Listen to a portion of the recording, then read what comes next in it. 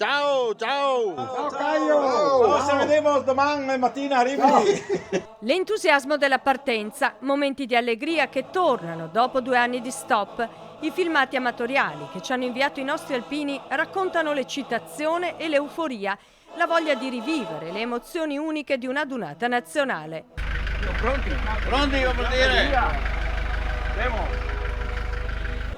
Da Marostica, così come da Nove e dall'intero comprensorio verso Rimini e San Marino, per dire alla prima adunata post-Covid io c'ero.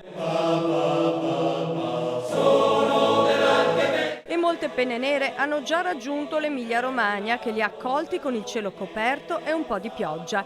Ecco gli alpini del gruppo di Rossano Veneto già pronti a vivere tutti gli appuntamenti del nutrito programma della 93esima adunata che vedrà il suo momento clou domenica con il lungo sfilamento. Tra canti e brindisi, le penne nere tornano a gustare i momenti magici del raduno che risvegliano le amicizie, la convivialità, la leggerezza dello stare insieme.